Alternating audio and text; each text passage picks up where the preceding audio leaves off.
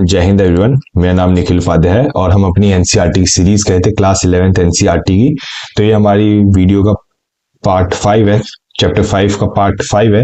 और इससे पहले हमने काफी चीजें पढ़ ली थी और हमें स्टार्ट करना है द कोपरनिकन रिवॉल्यूशन। जब हम बात करते हैं कोपरनिकन रिवॉल्यूशन की, मैंने आपको बताया था कि ये जो कोपरनिकन रिवॉल्यूशन था ये एक बहुत अच्छी थ्योरी थी। ठीक है, पहले मान जाता था कि अर्थ जो है वो सेंटर में है और बाकी चारों चीजें ना इसके चारों तरफ घूमती रहती है। बट जब कोपरनिकस है उन्होंने कहा नहीं, अर्थ सेंटर में नहीं है, जो चीज सेंटर में है उसका नाम है सन, और उसके चारों तरफ जो है हमारी सेलेस्टियल बॉडीज घूमती रहती है। तो ये जो थ्योरी थी ना इसे बहुत टाइम लगा समझने में, क्योंकि पहले चर्च की मान्यता थी, लोग कहते कि नहीं अर्थ हमारा पावरफुल है, सेंटर में रहता है, बाकी चीज इसके चारों तरफ घूमते, तो इसे काफी टाइम लगा था। तो यही चीज हम ना इसमें पढ़ने वाले इस टॉपिक के अंदर।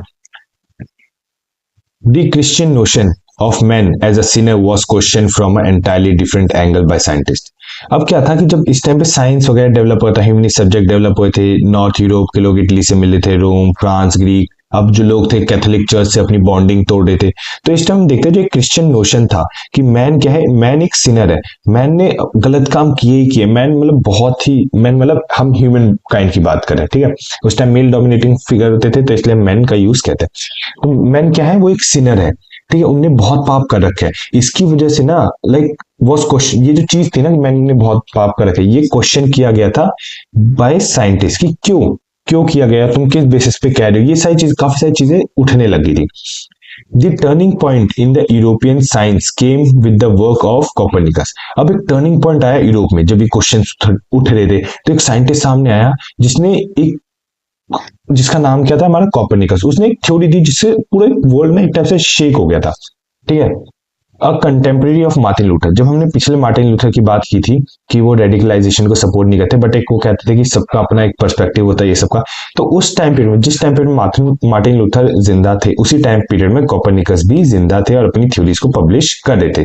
बट इनकी एक थ्योरी अभी हम आगे पढ़ेंगे, वो मैं अभी नहीं बताना चाहता। ठीक है, तो Christian had believe that the earth is sinful place and heavy burden of sin made it immobile. अब जैसे हमने ये बताया कि मैन क्या है, एक सिनर है, तो जो ये सिनर है ना उसकी वजह से क्या हो रहा है, ये क्रिश्चियन बिलीव करते थे कि अर्थ एक ना सिंफुल प्लेस बन गया, अर्थ क्या है एक सिंफुल प्लेस बन गया, क्योंकि इतने सारे लोग हैं जिससे क्या कहते हैं गलत काम पे गलत काम किए जा रहे हैं। तो इसकी वजह से ना एक अर्थ के ऊपर एक हैवी बर्डन पड़ गया। कोई चीज देखी होगी, जब तुम कोई चीज रोल करी उस पर तुम एक फोर्स लगाओ तो रुक जाती है ना।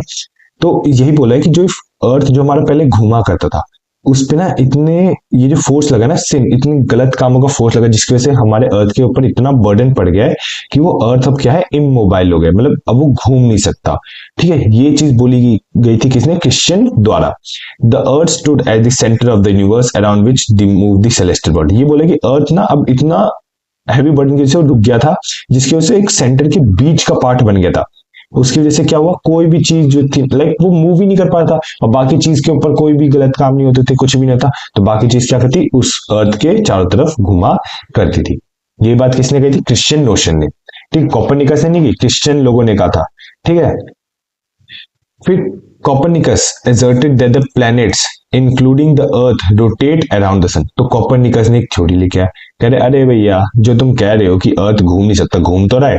उसने कहा कि जो भी प्लेनेट है इंक्लूडिंग अर्थ, जितने भी हमारे प्लेनेट है अर्थ को मिला के वो क्या करते हैं, रोटेट करते हैं सन के चारों तरफ। अब उस टाइम पे प्लेनेट, तो अभी तो हम 8 प्लेनेट कहते हैं, ठीक है, तो उस टाइम कहते हैं ये जितने भी प्लेनेट्स हैं, ठीक है, वो सन की चारों तरफ घूमते हैं, ऐसा कुछ नहीं अर्थ सिनर से भरा है और अर्थ क्या कहते हैं घूम नहीं रहा। ये किसने कहा था, कोपरनिकस ने। और डिवोटी ऑफ क्रिश्चियन, बट ये क्रिश्चियनिटी को काफी ज्यादा अच्छा फॉलो करता था। Copernicus was afraid of the possible reaction to his theory by traditional clergymen। उसने कहा अगर मैंने, कोपरनिकस डर गया कि अगर मैं ये थ्योरी सबके सामने लेके आऊं और ये प्रूव कर लग जाऊं तो जो क्लर्जी मैन है ये मेरा जीना हराम कर देंगे, जो चर्च वगैरह है ये कहेंगे कि यार तुम तो झूठे हो, गद्दार हो, क्रिश्चियनिटी के अगेंस्ट जा रहे हो, फलाना ढिमकाना, तो काफी चीज उसकी बुरी, मतलब अच्छी खासी उसकी लाइफ जो है ना खराब कर देंगे। तो कोपरनिकस इस चीज से डर गया। For this he did not want his manuscript De Revolutionibus the rotation to be print. इसकी वजह से, अब डरने की वजह से क्या हुआ, उसने जो अपनी किताब थी जिसका नाम क्या था, डी रेवोल्यूशन बस दी रोटेशन टू बी प्रिंट, उसने कहा कि मैं ये बुक जो है ना अपनी प्रिंट ही नहीं करवाऊंगा। ये बात समझ में आ गई। ऑन हिज डेथ बेड, जब वो मरने वाला था उसने कहा अरे यार अब तो मैं मरने ही वाला हूँ, क्या ही जा रहा है, तो उसने क्या किया, he gave it to his follower Joachim Rheticus. जब ये मरने वाला था ना, उसने अपनी बुक किसे दे दी, जोचिम को, ठीक है। It took time for people to accept this idea. अब ये बहुत टाइम लगा, ठीक है। अब ऐसा तो है नहीं, अगर याद हो तो तुम, अगर आज कोई चीज चल रही है, ठीक है, पेड़ जो है हमें ऑक्सीजन प्रोवाइड करता है, तुम्हें पता है, बट अचानक से कोई आके कहीं नहीं, पेड़ ऑक्सीजन नहीं नाइट्रोजन प्रोवाइड करता है, और नाइट्रोजन हवा में मिलकर ऑक्सीजन कन्वर्ट हो जाता है। बेशक ये साइंटिफिकली ट्रू होगा, बट तुम आपको समझने में तो टाइम लगेगा ना, क्योंकि बचपन से स्कूल से हम यही चीज पढ़ते आ रहे हैं कि यार नहीं, ये जो चीज है, पेड़ हमें CO2 लेता है, ऑक्सीजन देता है, CO2 लेता है, ऑक्सीजन देता है। बट अब अगर कोई आगे नहीं, नाइट्रोजन छोटा, नाइट्रोजन हवा में केमिकल रिएक्शन करके ऑक्सीजन बनता है, तो ये आपको समझने में टाइम लगेगा, ठीक है, एक्सेप्ट करने में टाइम लगेगा। वही चीज हुआ था इस टाइम पे, जब ये कोपरनिकस तो मर गया था, उसने अपनी बुक किसे दे दी, जोचिम को दे दी, तो लोगों को बहुत टाइम लगा ये चीज समझने में कि अर्थ जो है सेंटर में है, एंड मतलब अर्थ जो है सेंटर में नहीं है, सन जो है सेंटर में है। ये बात समझ आई। It was much later, more than half a century, in the fact that the difference between the heaven and earth was bridged through the writing of the astronomers like John Kepler, John Kepler and Galileo Galilei. अब ये जो दो writer है ना, अगर आप कहीं पे भी जाओ, इन दोनों राइटर्स का ना आपको नाम देखने को मिलेगा। ऐसा कोई भी म्यूजियम नहीं होगा जहां पे गैलीलियो गैली का नाम आपको देखने को नहीं मिलेगा। हमेशा ऐसा रहता है कि क्या कहते हैं, हमेशा आपको जॉन केपलर, आप कोई भी बुक उठा लो, ज्योग्राफी की भी उठा लो, 11th-12th में देखोगे, या फिर आप कोई सी बुक देख लो, अगर आप कॉम्पिटेटिव एग्जाम्स की जगह आपको गैलीलियो गैली या फिर जॉन केपलर का नाम आपको दिखेगा ही दिखेगा। The theory of the earth was part of sun-centered system was made popular by Kepler। अब ये जो थ्योरी चली थी ना कि सन जो है वो सेंटर में है, और क्या कहते हैं, बाकी चीज जो है सेंटर के, मतलब सन के चारों तरफ चक्कर काट रही है। तो ये जो थ्योरी थी of earth as the part of sun centre system, की अर्थ जो है वो सन सेंटर सिस्टम का पार्ट है, ये किसने पॉपुलराइज किया गया था, केपलर की थ्योरी कॉस्मोलॉजिकल मिस्ट्री ने। कॉस्मोलॉजिकल मिस्ट्री ने कहा कि ये जो अर्थ है ना, वो सेंटर में नहीं है, सन क्या है, सेंटर में है। Which demonstrated that the planet move around the sun not in a circular ellipse. अब इसमें एक और चीज बोली इसने, कि पहली चीज कि सन जो है सेंटर में है अपनी कॉस्मोलॉजिकल थ्योरी में, और दूसरा ये बोला जो प्लैनेट है ना वो सर्कुलर पाथ में नहीं घूमते, वो इलिप्सिस पार्ट में घूमते हैं, इस पाथ में, ठीक है। जैसे यहाँ पे सेंटर है, यहाँ पे सन है, और इस पार्ट में क्या है, जो है हमारा सन घूम रहा है। ये बात समझ आ गई। फिर आया गैलीलियो, ये तो केपलर की बात हुई, अब आए कौन, Galileo. Galileo confirm the notion of the dynamic world in the work of motion. वो गैलीलियो ने इस केपलर की बात को कंफर्म कर लिया, किसमें, द मोशन में, कि हाँ ये जो भी बात कह रहे हैं ये बात बिल्कुल सही है, प्रूफ के साथ इनने का। This revolution in science reached its climax when Isaac Newton theory of gravitation। अब ये जो रेवोल्यूशन जो चल रहा था ना एकदम कि सन सेंटर में नहीं है, मतलब अर्थ सेंटर में नहीं है, सन सेंटर में, इस रेवोल्यूशन को ना एक बूम मिला, एक क्लाइमैक्स तब आया जब आइजैक न्यूटन आए और उन्होंने अपनी थ्योरी दी ग्रेविटेशन की। तब उन्हें समझाया कैसे अर्थ जो बाकी प्लैनेट है वो सन के ग्रेविटेशन फोर्स की से इधर उधर इलिप्स पोजीशन में घूम रहे हैं। ये बात समझ में आई। चलिए आगे चलते हैं। तो हमारा अगला टॉपिक था वो था रीडिंग द यूनिवर्स। अब इसमें क्या होगा, अब कुछ साइंटिफिक मेथड्स आएंगे, कुछ एक्सपेरिमेंट्स होंगे, जिसकी वजह से हम ना जो बिलीफ पे थे उससे हम किसी साइंटिफिक चीजों के ऊपर शिफ्ट होता हुआ हम अपने आप को देखते हैं, ठीक है। वो जान से पहले ये मिटा दूं मैं, ठीक है। चलिए अब क्या हुआ, जब हमने पिछले में बात की थी कि गैलीलियो और केपलर ने आके कोपरनिकस थ्योरी को और आगे ले गए थे, फिर आइजैक न्यूटन ने उसे थप्पा लगा दिया ग्रेविटेशनल थ्योरी देके। तो कहता है Galileo was once remarked that the Bible that light the road of the heaven does not say much on how the heaven work। Galileo ने कहा कि भाई ये जो बाइबल है ना, जिसे हम कहते हैं light to the road of the heaven, ठीक है, ये हेवन तक का रास्ता दिखा, बट इसने हेवंस के बारे में ना कुछ ज्यादा बताया नहीं है। ये किसने कहा था, गैलीलियो ने कहा था। The work of these thinkers showed that the knowledge as distinct from belief was based on observation and experiment। उन्होंने कहा ये जो नॉलेज है और ये बिलीफ है, ये दो अलग चीजें हैं, ठीक है, इन्हें मिक्स नहीं करना चाहिए। नॉलेज जो है एक, अगर कोई भी चीज तुम नॉलेज ले रहे हो वो कैसे बेस्ड होगा, ऑब्जर्वेशन बेस पे, या तुमने कोई एक्सपेरिमेंट किया होगा तब जाके तुम्हें उस चीज के बारे में नॉलेज मिली होगी। Once these scientists has shown their way, experiment and investigation into what called physics, chemistry and bio। जब ये चीजें हुई, ऑब्जर्वेशन शुरू हुआ, एक्सपेरिमेंट चीजें शुरू हुई, इन्वेस्टिगेशन शुरू हुआ इन चीजों का, तब हमें पता चला अच्छा ये सारी की सारी चीजें ना फिजिक्स, केमिस्ट्री, बायो के ऊपर डिपेंड करती हैं। ये कोई ऐसा नहीं कि एकदम से लाइक सडनली किसी ने बोला और हो गया, नहीं, इसके ऊपर पूरा कंप्लीट ऑब्जर्वेशन एक्सपेरिमेंट किया गया था, तब जाके चीज इन तीन चीजों में कैटेगराइज थी। चीजें इन तीन बेसिस पे कैटेगराइज थी, फिजिक्स, केमिस्ट्री एंड बायोलॉजी, जो कि रैपिडली एक्सपेंड हुए थे। Historians were to label these new approach to the knowledge of man and nature the scientific revolution. उन्होंने बोला जो हिस्टोरियन ने ये जो नया अप्रोच था ना दुनिया को देखने का, कि इन ऑब्जर्वेशन और एक्सपेरिमेंट के थ्रू, इस न्यू अप्रोच को कहा साइंटिफिक रेवोल्यूशन।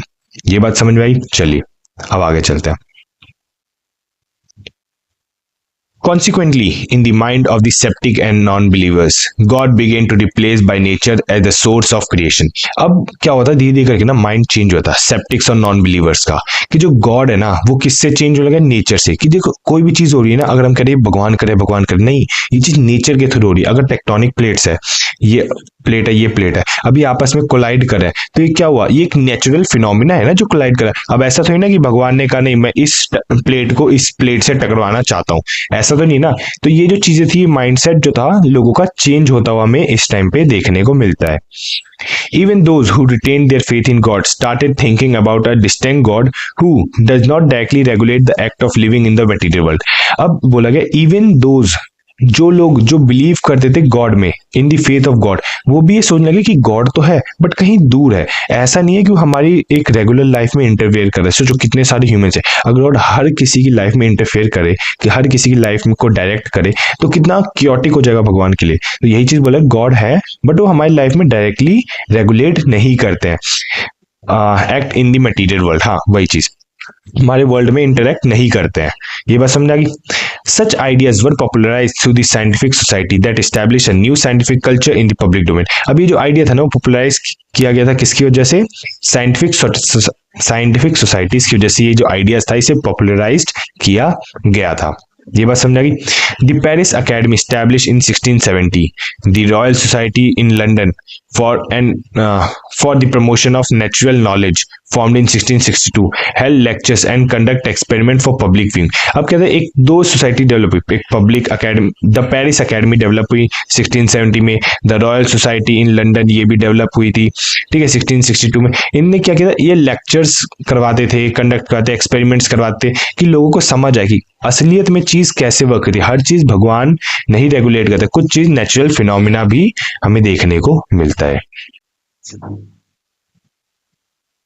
अब जब हम बात करते हैं यूरोपियंस रेनेसा की 14th सेंचुरी में, तो इस टाइम ये था कि क्या रेनेसा जो पीरियड आया था यूरोप में 14th सेंचुरी में आया था, क्या उससे पहले डार्क एज था? तो ये सब हम चीज आगे पढ़ने वाले हैं। इसमें बोला the concept of renaissance can be seen in the period by making a sharp break in the with the past and the rebirth of ideas of Greeks and Roman tradition. ये बोला क्या जो ये रेनेसा पीरियड है, क्या इसने एकदम से पास्ट और जो अभी का जो प्रेजेंट चल रहा है उसमें बहुत ज्यादा ही डिफरेंस था क्या? क्या जो रीबर्थ हुआ था आइडियाज का ग्रीक और रोमन सिविलाइजेशन में, वो 14th सेंचुरी के बाद हुआ था या पहले भी था? तो अगर ये बाद में हुआ था 14th सेंचुरी के बाद में, तो क्या 12th और 13th सेंचुरी एक टाइम ऑफ डार्कनेस था, एक डार्क एज कह सकते हैं हम 12 और 13th सेंचुरी को? तो ये चीजें ना हम अब आगे पढ़ने वाले हैं कि ये क्वेश्चंस के आंसर। जो recent writers थे like Peter Book of England have suggested that Burckhardt was exaggerating the sharp difference between the period and the one that preceded it by using the term Renaissance, which implies that the Greek and Roman civilization were reborn at this time। इसने बोला जो Peter Barq थे जो England के थे, उनने कहा जो बुकार्ड्स है उनने ना लाइक चीजें ना एग्जैजरेट कर दी, बहुत ज्यादा बढ़ा चढ़ा के कह दिए। पहली उनने चीज ये कही कि 14th सेंचुरी के पहले ना जो भी चीज थी वो सारी की सारी डार्क एज थी, और 14th सेंचुरी के बाद जो भी है ना वो एक पीरियड ऑफ ग्लूम था, एक पीरियड ऑफ क्या कहते हैं उसे बूम कह सकते हैं इन साइंटिफिक डेवलपमेंट, इन क्या कहते हैं साइंटिफिक डेवलपमेंट हो गया, आर्टिस्ट डेवलपमेंट हो गया, स्कॉलर्स के डेवलपमेंट हो गया। तो ये सारी चीजें हमें देखने को मिलती है 14th सेंचुरी के बाद में। ये किसने कहा था? बुकार्ड ने कहा था। And the scholars and the artist of this period substituted the pre Christian world view of the Christian one. Both are and the scholars and the artists of this period substituted the pre-Christian world view for the Christian one। और दूसरे ने ये कहा जो artist और जो scholars थे, जो स्कॉलर्स और जो आर्टिस्ट थे, वो ने लाइक प्री क्रिश्चियन वर्ल्ड को एक टाइम से ना गायब भी कर दिया, मतलब पहचानने में किससे मना कर दिया, यानी कोई डार्क एज का ही टाइम था, इसके 14 सेंचुरी से पहले तो कुछ होता ही नहीं था, सारा का सारा आर्टिस्ट स्कॉलर जो थे वो इस टाइम पे थे ही नहीं, सारे आर्टिस्ट स्कॉलर 14 सेंचुरी के बाद है। ये किसने कहा था? बुकार्ड्स ने कहा था।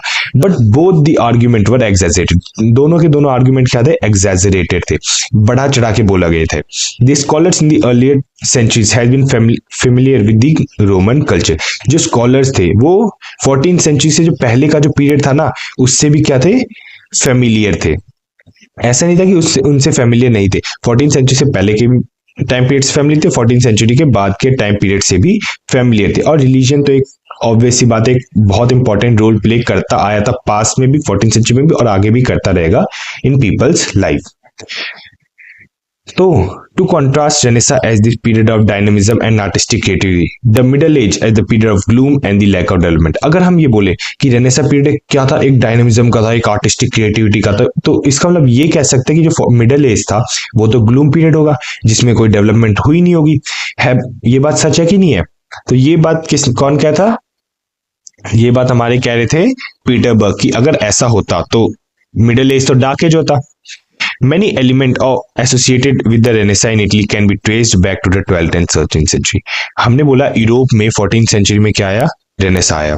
बट जब हम इटली की बात करते हैं, इटली में 12th एंड 13th सेंचुरी में ही आ गया था। ठीक है, इटली में हमें development 12th and 13th century में ही देखने को मिलते हैं। बट जब हम और आगे जाते हैं, फ्रांस के टाइम पे आते हैं, हमें 9th सेंचुरी में ही फ्रांस में क्या होता है? हमें लिटरेरी और आर्टिस्टिक ब्लूमिंग देखने को मिलती है। तो सिर्फ यही कह देना कि 14th सेंचुरी में रेनेसा आया था और उससे पहले का सारा डार्क एज था, ये तो गलत होगा ना, क्योंकि 12th और 9th सेंचुरी में भी हमें डेवलपमेंट, लिटरेसी, आर्टिस्टिक देखने को मिलते हैं।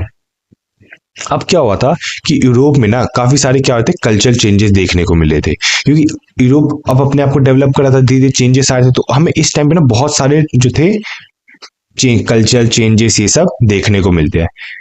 दी archaeological and literary recovery of Roman culture did create a great admiration of the civilization। अब क्या हुआ था कि जैसे हमने बताया था कि जैसे रोमन कल्चर जो था वो खत्म हो गया था, रोमन एम्पायर टूट गया था, बट जब उसका आर्कियोलॉजिकल और लिटरली चीजों को निकाला, उन्हें चीजों को पढ़ा, तो हमें ये देखा कि उन्होंने सिविलाइजेशन में बहुत हेल्प की थी। ठीक है, सिविलाइजेशन को डेवलप करने में इन चीजों ने, उनके लिटरेरी और आर्कियोलॉजिकल सोर्स ने काफी हेल्प की थी हमारे सिविलाइजेशन को डेवलप करने में। But the technologies and skill in Asia has moved far ahead of what the Greek and Rome had known। अब क्या था, जो टेक्नोलॉजी थी जो एशिया में थी वो काफी आगे बढ़ गई थी, जो कि ग्रीक्स और रोमन एम्पायर्स ने उस टाइम पे जाना करते उनसे भी काफी ज्यादा आगे बढ़ गई थी। Much more of the world had become connected and the new technology of navigation enabled people to sail much further than had been possible earlier। अब क्या था, पहले के टाइम पे कोई नेविगेशन नहीं होता था, पहले के टाइम पे कोई अब किसी को इस कंट्री से उस कंट्री जाने सी रूट से, तो बस अब कहते हैं अंधेरे में तीर चलाने वाली बात वो हुआ करती। बट इस टाइम पे क्या था, इस टाइम पे आते आते नेविगेशन टेक्नोलॉजी डेवलप हो गई थी। अब लोगों को अगर एक जगह से दूसरे जगह जाना था तो नेविगेट मैप्स आ गए थे, ये सब आ गए, तो एकदम मैप के थ्रू, नेविगेशन के थ्रू क्या हो सकता था, दूसरी जगहों पे चले जाते। The expansion of Islam and Mongol conquest has linked Asia and north Africa with Europe. अब क्या था, जो इस्लाम एक्सपेंड हुआ था, मंगोल, जिसे हमने मंगोलियन एम्पायर में पढ़ा था इससे पहले, जिसने नहीं देखो जाके देख सकता है कि कैसे एशिया, नॉर्थ अफ्रीका और यूरोप जो थे आपस में इंटरलिंक्ड हुए थे जब इस्लाम और मंगोल एक्सपेंड करे थे। Not political but in term of trade and learn skill. अब पॉलिटिकली ही नहीं but in term of trade, अब ट्रेड भी हो रहा था, ऑब्वियस सी बात है। एशिया, नॉर्थ अफ्रीका, जब यूरोप नेविगेशन आ गया, मैप्स आ गए, तो इन सब में क्या होगा, ट्रेड वगैरह होगा, इनकी स्किल्स डेवलपमेंट हमें देखने को मिलती है। Europeans learn not just from Greeks and Roman but from Asia, but from India, from Arabia, from Iran, central Asia and China. European ने सिर्फ ग्रीक्स और रोमन से नहीं सीखा था, उनने इंडिया से भी सीखा था, उनने ईरान से भी सीखा था, अरेबिया से भी सीखा था, सेंट्रल एशिया, चाइना, इन सब से सीखा था। क्यों? क्योंकि सारे के सारे आपस में कनेक्ट हो गए थे। These depths were acknowledged for long time because when the historians of this space started to be writing, historians saw from the historian center point of view। अब क्या था, ये चीजें ना पहले सामने नहीं आई थी कि यूरोपियन ने India, China, central Asia, Iran, Arabia से सीखा था। क्यों? क्योंकि जब हिस्टोरियंस ने ये सब लिखना शुरू किया ना, तो उनने यूरोपियन सेंटर्ड आई पॉइंट से लिखा। ठीक है, यूरोपियन सेंटर्ड व्यू पॉइंट से। ठीक है। यूरोपियन सेंटर व्यू पॉइंट से लिखा कि जो हुआ था यूरोपियंस ने किया था, किस और ने वर्ल्ड में टेक्नोलॉजीज फैलाई थी। तो ये क्योंकि अब यूरोपियंस ने लिखा, तो अगर मैं अब लिखूंगा तो मैं अपनी फैमिली के बारे में अच्छा खासा लिखूंगा ना। तो वही चीज इस टाइम पे हुई थी कि यूरोपियंस ने अपने बारे में अच्छा लिखा था। बाद में पता चला अच्छा ये चीजें यहाँ से ली थी, यूरोप ने यहाँ से ली थी। और इस टाइम पे एक नई चीज हमें देखने को मिलती है, ठीक है। इस टाइम पे क्या होता है कि एक दो हिस्से जो थे वो डिवाइड हो गए थे, प्राइवेट और पब्लिक स्फेयर के। अब क्या था, जो पब्लिक स्फेयर था, ठीक है, बिगेन का था, sphere of the life began separate. The public sphere meant that the area of government. अब public sphere के अंदर क्या था, गवर्नमेंट आ गई थी, फॉर्मल रिलीजन आ गया था, ये सब हमें देखने को मिलता है। बट जो प्राइवेट स्फेयर था उसमें हमारी फैमिलीज आ जाती है, पर्सनल रिलीजन आ जाता है। तो ये जो चीज थी ना, डिफ्रेंसिएशन करी थी। अब डिफ्रेंसिएशन मतलब इन अ पॉजिटिव सेंस, ठीक है। अब एक तरफ क्या आ गया था, प्राइवेट आ गया था, एक तरफ हमारा क्या आ गया था, पब्लिक स्फेयर आ गया था। अब पब्लिक स्फेयर में मैं अपने पर्सनल रिलीजन को मानूंगा, ठीक है। कोई मुझे कहेगा ये करो वो करो, नहीं भाई, मुझे जो मर्जी है, जैसा मैं चाहूंगा मैं उस रिलीजन को फॉलो करूंगा। बट प्राइवेट में क्या होगा, प्राइवेट में तुम्हें फॉर्मल रिलीजन को मानना पड़ेगा। अरे अरे यहाँ पे प्राइवेट आएगा। प्राइवेट में क्या था, पर्सनल रिलीजन को मानना है, और यहाँ पब्लिक में फॉर्मल रिलीजन को मानना है, ठीक है। मैं सोचू मैं गलत बोल रहा था, फिर भी मुझे कॉन्फिडेंस, चलो कोई नहीं, गलत था कॉन्फिडेंस। फॉर्मल रिलीजन को मानना पड़ेगा। यहाँ पे पब्लिक में क्या आएगा, गवर्नमेंट में कैसा चाहता हूँ कैसी नहीं चाहता, ये आएगा। या प्राइवेट में क्या आएगा, फैमिली आएगा। अब कोई मैं प्राइवेट में लाइक मेरी फैमिली के बारे में कुछ कहे, या फिर मैं कि मेरी फैमिली कैसी होनी चाहिए, क्या खाना चाहिए क्या नहीं खाना चाहिए, ये में प्राइवेट स्फेयर आता है, ठीक है। इसमें किसी पब्लिक को या कोई बाहर वाले को बोलने का हक नहीं है। तो हम ये देखते हैं कि इस टाइम पे दो हिस्से डिवाइड हो गए थे, प्राइवेट और public sphere. The individual had private as well as public rule. अब जो एक इंडिविजुअल था, अगर घर से बाहर निकलता था तो उसका पब्लिक रूल शुरू हो जाता, घर के अंदर रहता था तो उसका प्राइवेट रूल रहता था। He was not simply a member of one of the three order. अब वो जैसे पहले क्या था, क्लर्जी, फिर क्या हो गए, नोबल, फिर क्या हो गए, पीजेंट्स हो गए। ये तीन क्या थे, ये थ्री ऑर्डर थे, वो अब इनका पार्ट नहीं था। He was also person of his own right. अब उसके पास खुद के राइट्स थे, ठीक है, वो अपनी मर्जी से जो चाहे वो कर सकता था। An artist was not just a member of guild. अब याद हो मैंने तुम्हें बताया था कि आर्टिस्ट क्या था, एक गिल्ड बनाया, एक ग्रुप होता था आर्टिस्ट मर्चेंट्स का, जो डिसाइड करता था उस टाइम पे क्या होगा। आर्टिस्ट है तो सबने अपना ग्रुप बना लिया तो गिल्ड हो गया। तो पहले गिल्ड से आर्टिस्ट को जानता जाता था। अब क्या था, आर्टिस्ट अपने आप को जानता है। आर्टिस्ट अब गिल्ड से नहीं कनेक्ट है, आर्टिस्ट इंडिविजुअल भी रहता है, ठीक है। आर्टिस्ट अपने काम के लिए जाना लग गया था। He was known for himself, वो अपनी वजह से जाना जाने लग गया था।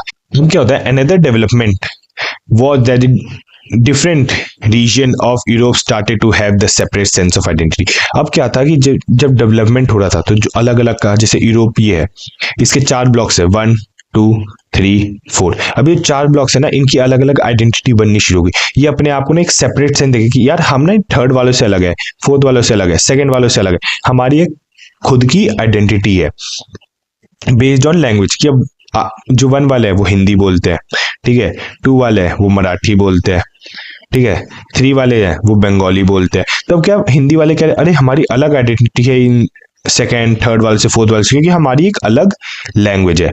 Europe earlier united partially by the Roman empire and lately by Latin and Christian was now dissolving into state each united by common language. अब कहते हैं कि जो यूरोप पहले कनेक्टेड था रोमन एम्पायर की वजह से, बाद में लेटिन और क्रिश्चियनिटी की वजह से, अब क्या था धीरे धीरे करके डिसॉल्व हो रहा था अलग अलग स्टेट्स में, और each united by common language. अब वो जो थे आपस में सिर्फ कॉमन लैंग्वेज की वजह से हो रहे थे। पहले एम्पायर था तो उसने सबको समेट क्या था, अब लैंग्वेज की वजह से क्या हो रहा था कि आपस में एक दूसरे को मतलब आपस में थोड़ा बहुत अलग डिफरेंशिएशन हमें देखने को मिलता है कॉमन लैंग्वेज की वजह की। अब जैसे ये कॉमन लैंग्वेज होगी, यहाँ पे स्पेनिश बोले तो स्पेनिश वाले एक जगह आके रहने लग गए, फिर क्या कहते हैं फ्रेंच बोले तो फ्रेंच वाले एक जगह आके रहने लग गए। तो ये चीजें हमें देखने को मिलती है। इसी के साथ हमारा जो ये चैप्टर है, ये हमारा चैप्टर खत्म होता है यहाँ पे। हाँ कहाँ गया, हाँ चैप्टर 5, ठीक है, हमारा चैप्टर 5 यहाँ पे हमारा जाके एंड होता है। तो इसके बाद जो है हम अपना चैप्टर शुरू करेंगे इंडिजीनियस पीपल से रिलेटेड, जो हमारा चैप्टर 6 होगा। तो तब के लिए जय हिंद और मुस्कुराते रहिए।